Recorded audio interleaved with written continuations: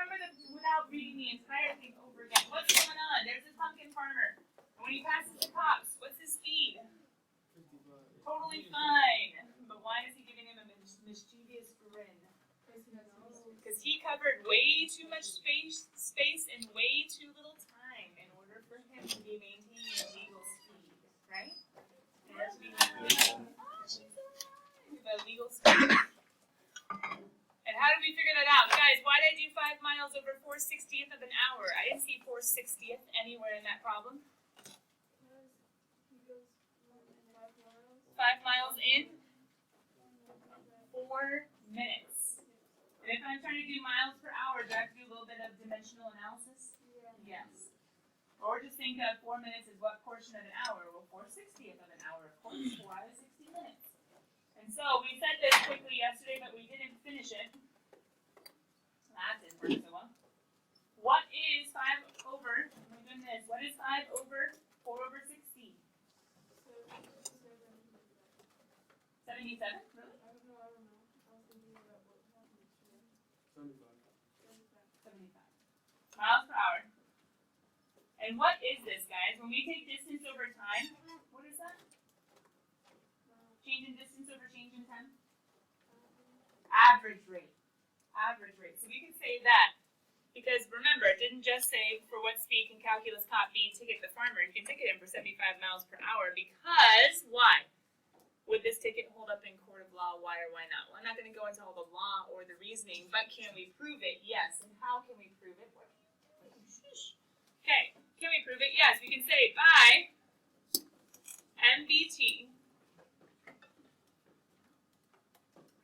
since the farmer's average speed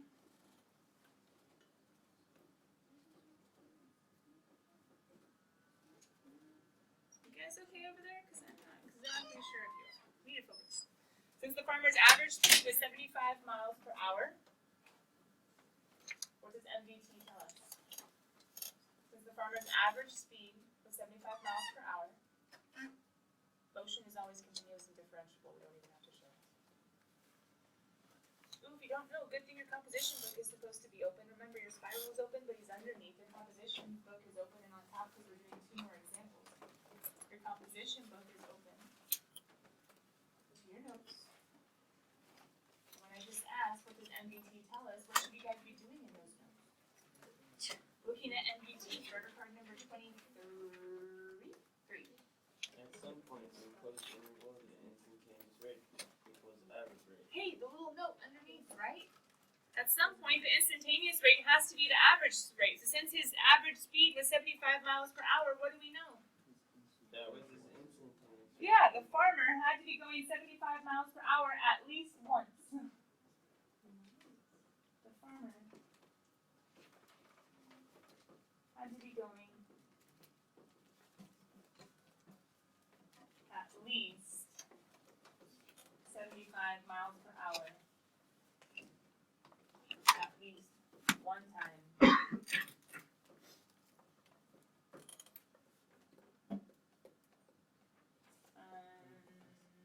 In the interval. Let's just say in the interval. Basically, it's in the scenario. At least one time in the interval. Because at least one place, the average rate is going to equal the instantaneous rate. Let's go ahead and try to apply this to a much smaller word problem, but not near as entertaining. A plane begins its takeoff at 2 p.m. on a 2,500-mile flight.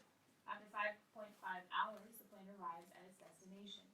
Explain why there are at least 2 times during the flight when the speed of the plane is 400 miles per hour. How do we get a rate if we only have miles and time? What am I adding?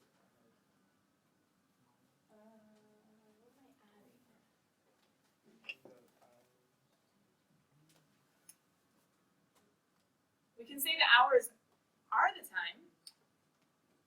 The miles is the distance.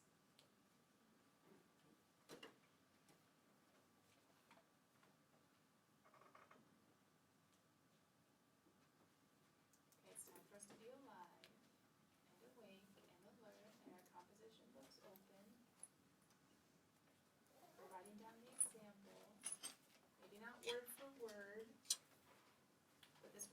will help you in homework on the word problems that I said you could kind of skip, which were towards the end.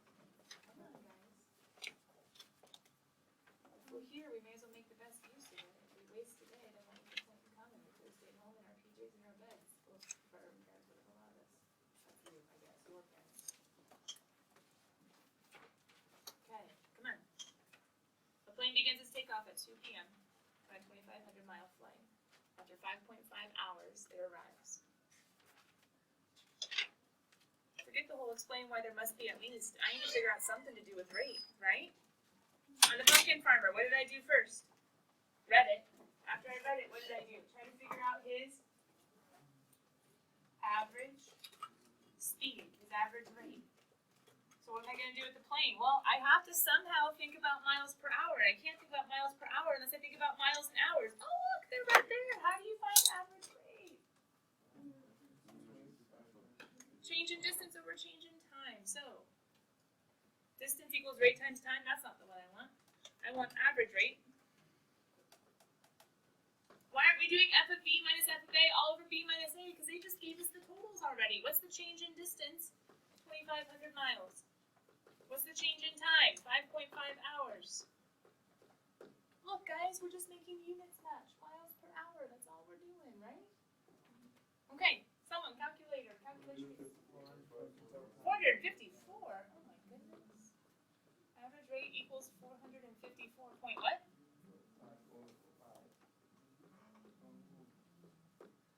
How on earth can I say anything about 400 miles per hour? Nice. Motion is continuous and differentiable. Don't even have to worry about that. Motion always is. So if motion is continuous and differentiable, Corey's like, hey, it has to go up to that speed and then down. Wait, why? What's the plane's speed when it takes off? Well, I mean, as it's taking off, right? It starts from 0 and it takes off, and then when it lands, hopefully it gets to 0 before you get off the plane, or else you're in trouble, right? Okay, so if it starts at 0 and ends at 0, then here's the dealio. Ready? We can say, since the average speed is 454 by MVT, since the plane's average speed is 454.545.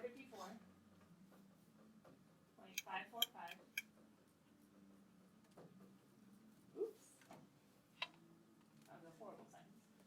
Since the plane's average speed is 454.545 miles per hour, the plane had to reach this speed during its flight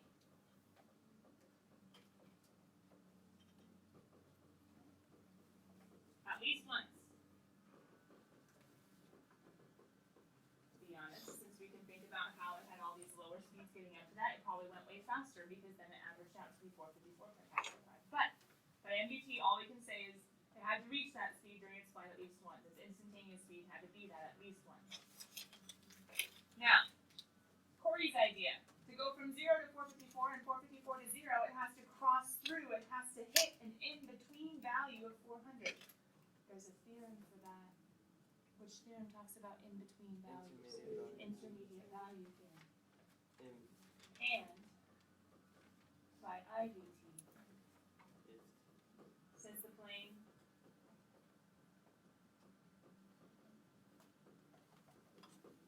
started from 0 miles per hour,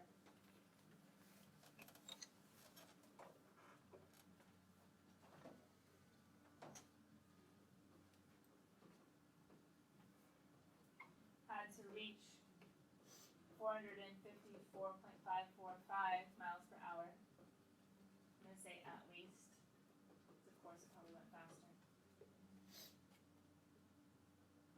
Then returned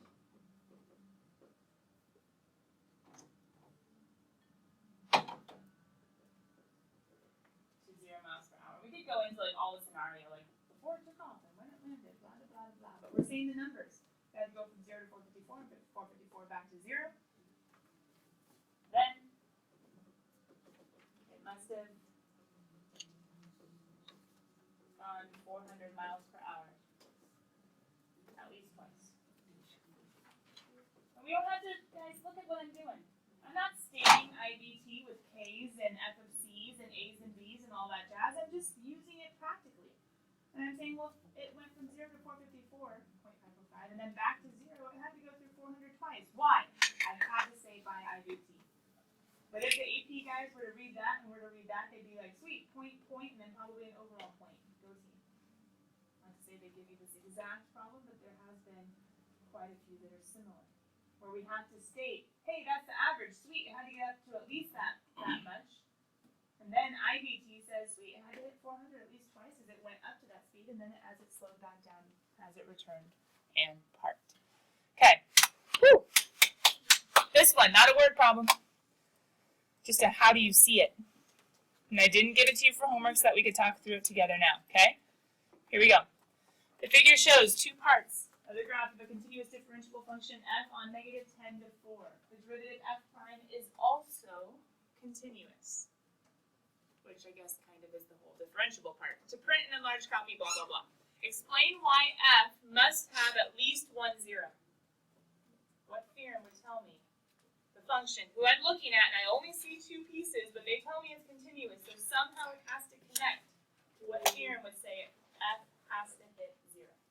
IVT, in between value. If I have a point here, and I have a point here, do I know how that connects? Nope. Could be a line, could be a parabola, could be a sinusoidal something crazy. But in order to go from here to here, a continuous function has to hit the 0. That's IVT. We can almost just say that. By IVT, since I have f of, who is that? I don't even know. F of 7? Negative 7? Since f of negative 7 is positive, and f of 1 is negative, well, IVT says there must be a 0 in between. No big dealio. Done. Letter B, explain why f prime must have at least one 0 in the interval. F prime. Wait, f prime equals 0. Roll flat. Doesn't roll flat. It's got to curve down.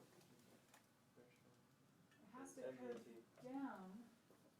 And it's create an arch. At the top of the arch is 0. Yeah, but how do we prove it has to have an arch though? NVT. NVT says endpoint to endpoint, the derivative must be this slope. Well, that's not 0. Okay, that point and that point, the derivative must be NVT doesn't work. Oh, roll theorem. Yeah, but rolls don't the endpoints have to equal? Not nothing. It's IVT also, but why? Because you find the points at 0. If f prime has to be continuous, guess what? I can use IVT on him too. What? Guys, what's the sign of the slopes before it cuts? Positive. What are the signs of the slopes after it cuts? Ooh, to go from positive slope to negative slope in a smooth fashion, what's it going to have to do? Curve down. So what you guys were talking about, it's going to have to curve. You're right. But we can't use NVT or rolls, not on this one. NVT says it's going to have to be the slant. That's not helpful. I need the horizontal. And roll says I have to have two y values equal. But by IVT, I can say since f prime is continuous, that's up above. And since f prime of x is greater than 0 for, well, here, we just say, how about this? F prime of negative 8 is positive, and f prime of 2, I guess, is negative. Now, there are a lot more places where it's positive and negative, but if the f prime had to go from a positive to a negative, then there must be a place, at least one, such that f prime of x has to equal 0 in between negative 8 and 2. Okay, cool.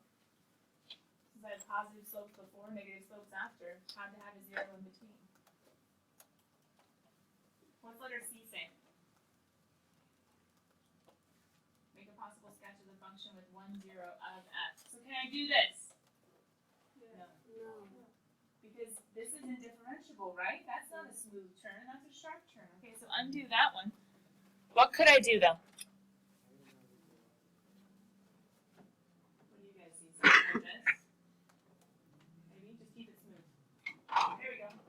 0 be on this one? I just made up one. There are many different ways of connecting.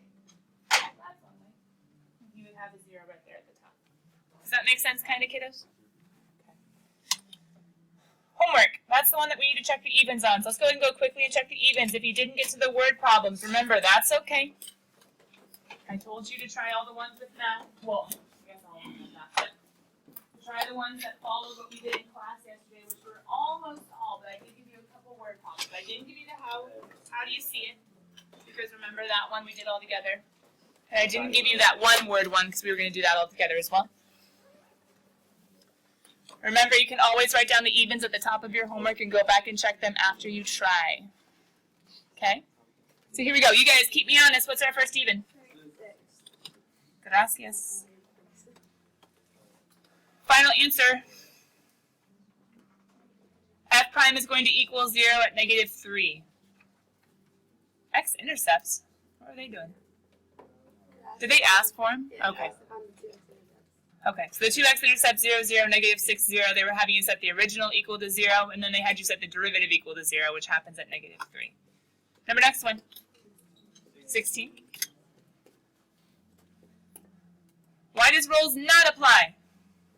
It's not continuous. Add 0, which is in between. Like the one we did yesterday, right? Rolls does not apply because F is not continuous at 0. Number next one. Always right there. Oh, Mr. Park. Why does Rolls not apply? The y values aren't equal. It's continuous. It's differentiable. But look, they don't match. 3 minus 2 ln 3 is definitely not 1. So the y values don't match. F of A does not equal F of B. Does that make sense, Katrina? Why would it be differential? Because 1 minus 1 over x, the only place it's not differentiable is 0, and remember 0 is not in between 1 and 3. Does that make sense? Number next one. 48. C equals, wait, what? Oh yeah, it worked. NVT, C equals 4 minus 3e all over e. 4 minus 3e all over e. Now you could have actually gotten a decimal, but blah, who likes decimals? That's dumb. They just did a nice common denominator times e over e. Nice, pretty, there he is. 56? Perfect.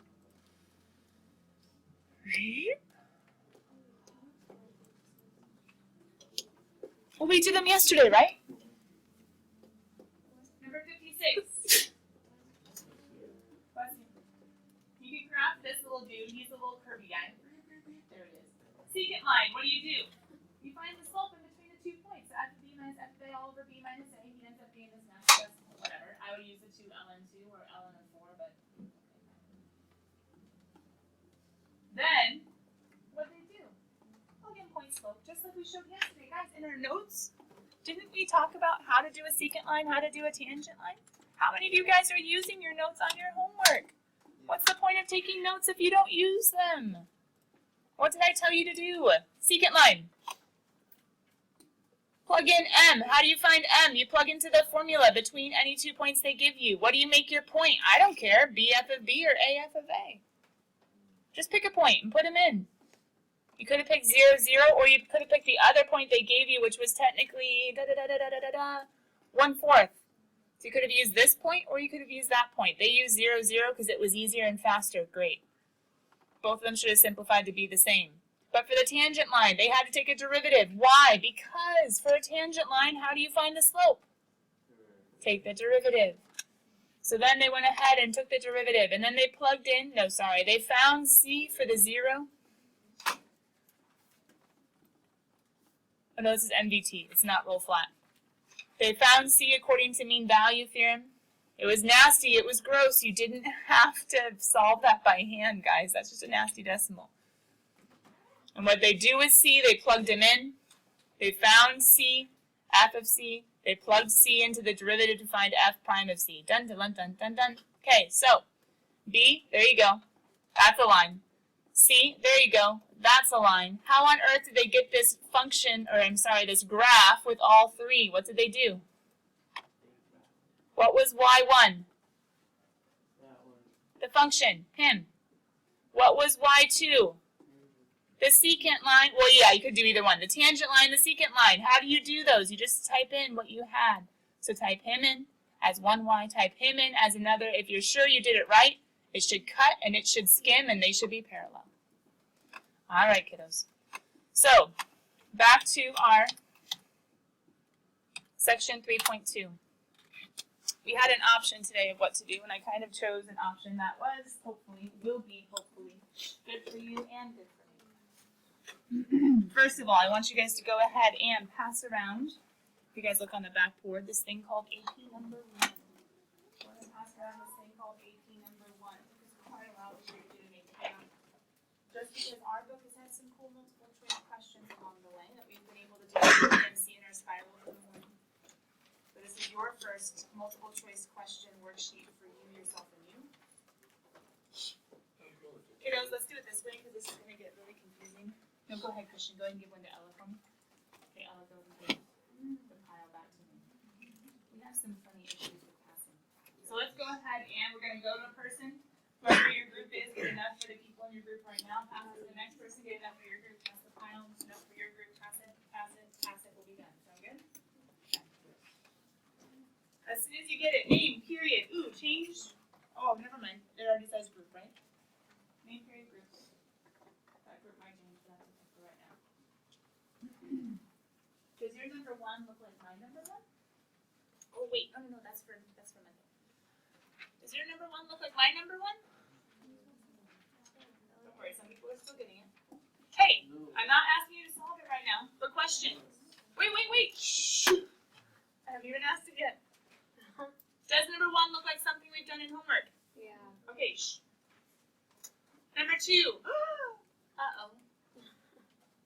He has some funny stuff going on, right? Hold on, we'll come back to him. Let's keep going. Number 4. What?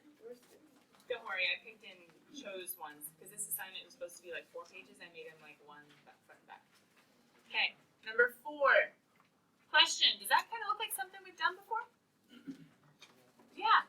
Number 5. Ew, there's a 1 and 2 and 3. But wait, what are they saying? Which ones satisfy the hypotheses? Hey, that's like homework. And like all those examples we did in class. Number 6. Okay, that's a little funny. Number 7. A sports car driving miles, minutes. I think we've done something like that a couple times with the plane and with the pumpkin. Oh no. What's 6? Something smaller. Because they're piece-wise. Oh, so your sports car one is missing? That's okay. We put a little I think I liked that one, but then I couldn't fit it. But I like these other 2 better. Alright, this is your number 7, right? No, that's your number 8.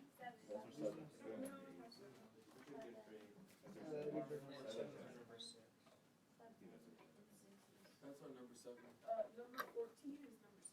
Got it. Thank you. I knew he was before him. So that's number 6 and that's number 7. Okay. Got it. So I guess I can just split them because I'm cool like that. Anyway.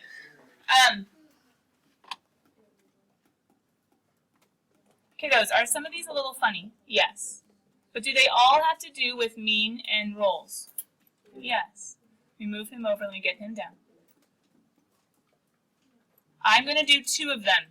We are going to do 2 of them all together. That's it for right now. Which 2 do you want me to do? My suggestion is not number 1.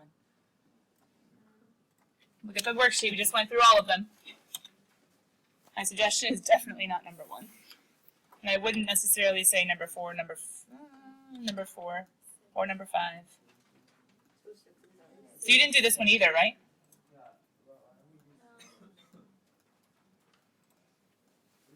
You just delete this page then. We don't have either. 2 and 6? All right.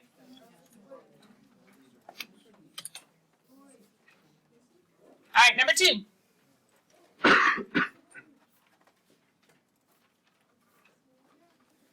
Let a function f be defined as negative 1 to 1 such that f of negative 1 equals f of 1. Hey, looks like holes.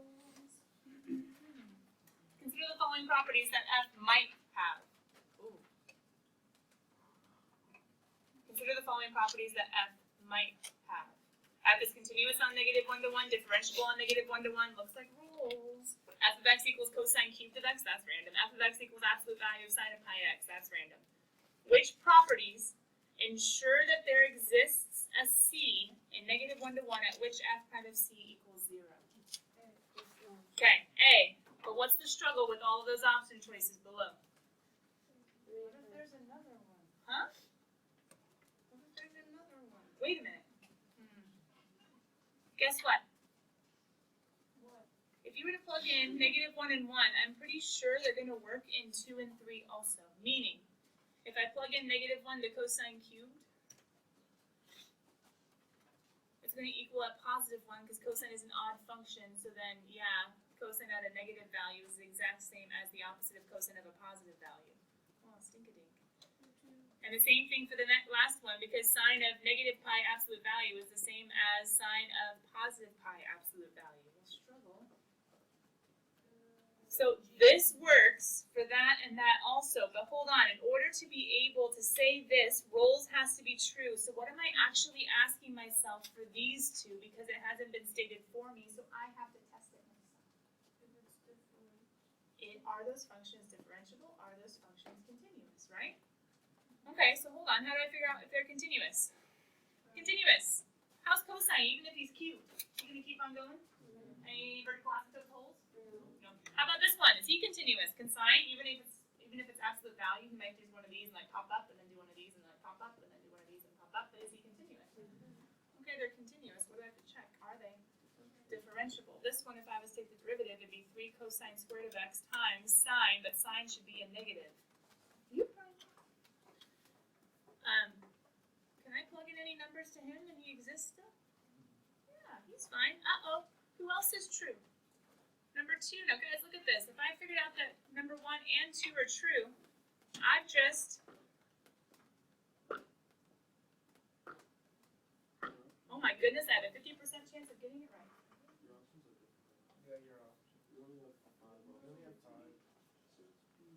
What do you have? C, A, B. C, D. Wait, yeah. So it would be Who's missing? A. Oh. We don't have none of them. Or 3. Okay, long story short, can you guys narrow it down to a 50% chance?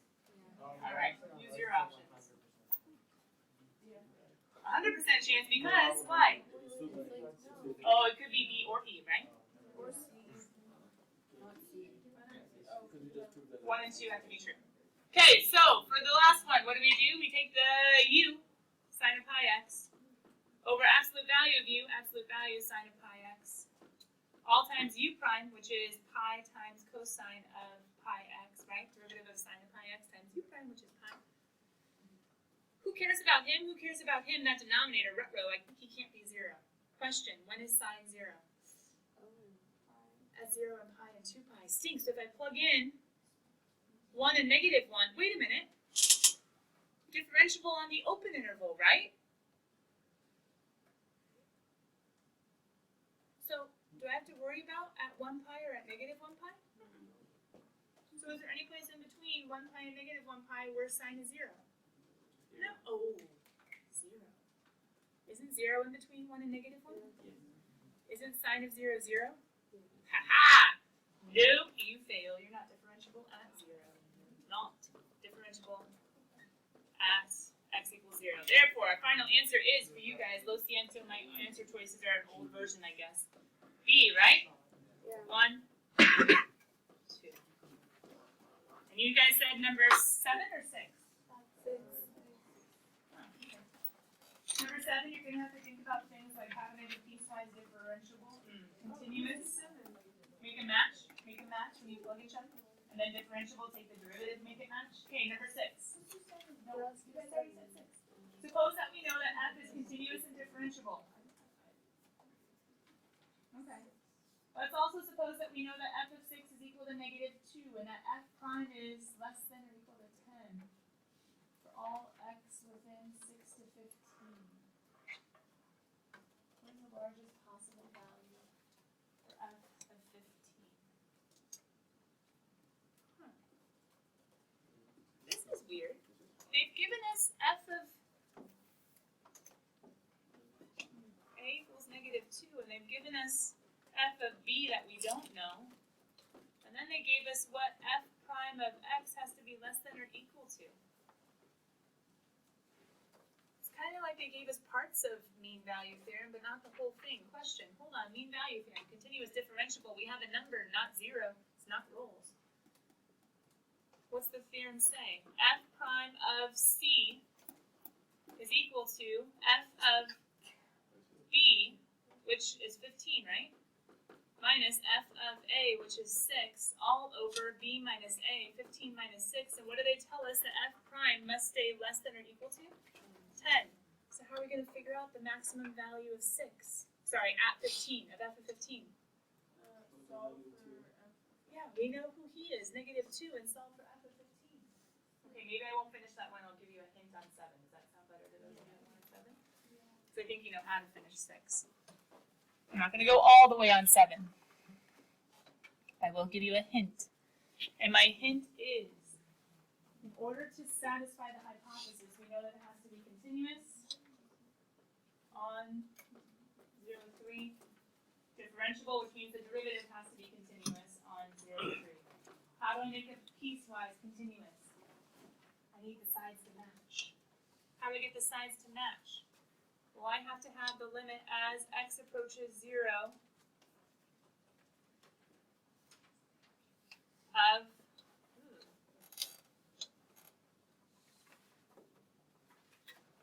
oh, this is a one-sided. That's mean. That's okay. I need f of 0 to equal the limit as x approaches 0. All I have from above, f of x. I'm going to have to do that from up above. Then I need the limit as x approaches 1 from below to equal the limit as x approaches 1 from above. And remember to find limits we plug and chug, right? What am I doing? I'm making it match at the separators. Remember how to do that? Plug in 0, plug in 0. Plug in 1, plug in 1. Make yourselves little equations and solve, solve, solve. That's how to make it continuous. But what else do I need to make it? Differentiable. Well, struggle. How am I going to do differentiable? Oh. I can go ahead and say, you know what? Hold on. If I know f, I can also know f prime, because I can find him as a piecewise. And the derivative of 1 is 0 for x equals 0. The derivative of ax plus b is a for 0 less than x less than or equal to 1. And the derivative of the last one would be 2x plus 4 for x greater than 1 and less than or equal to 3. In order to be differentiable, what else do I need to match? The derivative at the separators. I'm going to do the same thing. Plug in 0, plug in 0, plug in 1, plug in 1, and make a match. Both have to be true. Kiddos, you have about 6 minutes left of class? Oh, that's right. Never mind. Struggle. Sorry, you were supposed to have 6 minutes left of class, and then you were going to be able to work. But the nice thing is, hold on, look at the back real quick. There was going to be another one, but we took a little too long on questions today. So guess what the only thing is due on Monday? AP number 1. What's that? That's the one in front of you that I just did 2.5 questions for. Bye, kiddos. Do the best you can. It's being collected and graded. Listen, this isn't like a check yourself. This is being collected and graded, but since it's an AP assignment, it's also being curved. Do the best you can. Do the best you can. It's being collected first thing on Monday. Bye, guys. This day was like, because I was doing operations. Okay, can I have something in my room? Yeah. I think My fridge. it's not hard to come in here, so please let it go. Welcome.